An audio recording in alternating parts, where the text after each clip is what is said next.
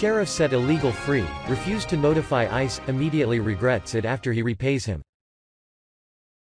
You would think that people would learn that there are consequences and repercussions to setting illegal aliens free because of political correctness. The left calls ICE terrorists and the illegal aliens victims, however, it's the illegal aliens who are committing crimes once released. And some of them are heinous. Portland, Oregon has numerous issues these days. It used to be a beautiful city and I have family there. But these days there are used needles littering the ground and homeless people all over the place. Crime is out of control and the sheriff and mayor are more likely to side with criminals than their own police or ICE anymore. The Gateway Pundit has details of yet another preventable tragedy occurring. Multnomah County Sheriff Mike Reese is now taking heat for failing to notify ICE when he had an illegal alien in custody up on assault charges. Those charges were dropped, of course, and the illegal alien was set free, only for said illegal alien to go on to murder his wife by stabbing her to death and dumping her body in a ditch. Multnomah County is home to Portland, Oregon. A man accused of murdering his wife and leaving her body in a ditch is at the center of a firestorm between ICE and the Multnomah County Sheriff's Office.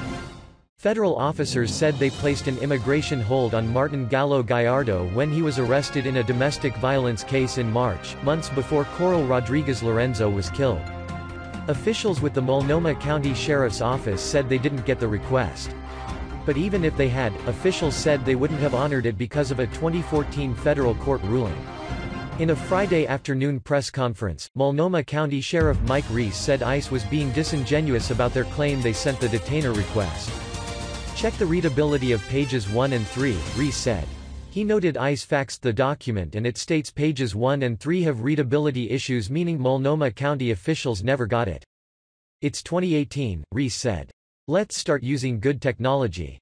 Gallo Gallardo, 45, is accused of stabbing his wife multiple times after a weekend party, then dumping her body in a ditch near a summer camp near Sandy.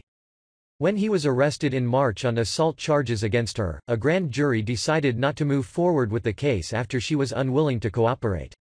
At that time, Gallo Gallardo bailed out of jail. According to federal authorities, he is a Mexican citizen who entered the U.S. without documentation.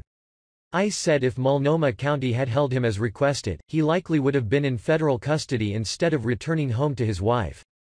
The statement released by ICE reads, ICE maintains that cooperation by local law enforcement is an indispensable component of promoting public safety. Gallo Gallardo is a citizen of Mexico who has been previously apprehended by the Border Patrol multiple times unlawfully entering the United States.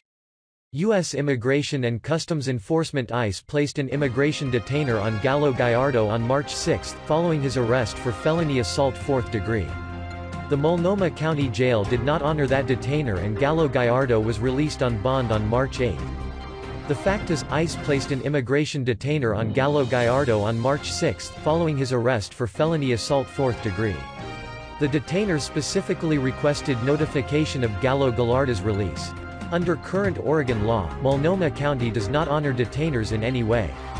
The jail did not contact ICE to provide advance notification of Gallo Gallardo's release, which is something routinely done by other counties. Because the detainer request was ignored, Gallo Gallardo was released on bond on March 8. In addition to false claims that ICE never filed a detainer, the county's statement on this matter ignores the fact that there is no mechanism for a judge to issue a criminal warrant for an administrative immigration arrest. Oregon's sanctuary policies fail to recognize federally established processes for the enforcement of immigration law, and they do so at the expense of the safety of their citizens. Somehow, Sheriff Reese attempts to blame ICE for the covfefe and claims that ICE policies put our community at risk. The slick politician-like response from the Multnomah County Sheriff's Office reads, ICE is putting our community at risk with their failed enforcement strategy of not using the authority the agency already has to hold people accountable. No Oregon jail can hold someone on a civil detainer based on the federal court case Miranda Oliveras v. Clackamas County. The U.S. Attorney's Office knows this, ICE knows this, but they persist in pursuing this failed strategy. Federal officials had ample time to do their job. They had his name, address, and his telephone number. It is disingenuous to make this claim when they failed to follow the process for even entering the civil detainer information into any law enforcement database. MCSO wants to make clear that we did not receive any information from ICE regarding this individual. Local police, corrections professionals, and the district attorney did their best to hold this person accountable for his domestic violent assault, including taking the case to a grand jury. However, we were unable to hold him accountable without the cooperation of the victim. We do not know why she did not cooperate, but we know that many immigrant victims of domestic violence are concerned about how reporting will affect their status and their children. This is a terrible tragedy for her and her children. We remain committed to building a relationship of trust with immigrant communities so they feel comfortable sharing their story. Public safety needs to be for all. Sheriff Reese attempted to do some damage control at a PR fluff conference. You may recall other stories of illegal aliens whom the Multnomah County Sheriff's Department continually released, only to see the illegals go on to commit major crimes, such as the story of Sergio Martinez, who had been deported 12 times, and whom Sheriff Reese had in custody, released him, without notifying ICE, and whom went on to rape and rob 2 women. Matt Dos Santos, legal director of the ACLU of Oregon, has argued in the past that a defendant's crimes are unrelated to immigration status.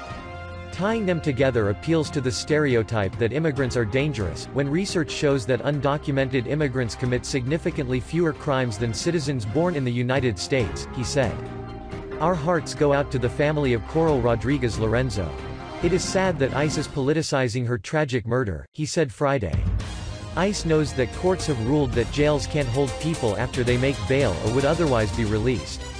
This has nothing to do with Oregon state laws, this is because of the U.S. Constitution.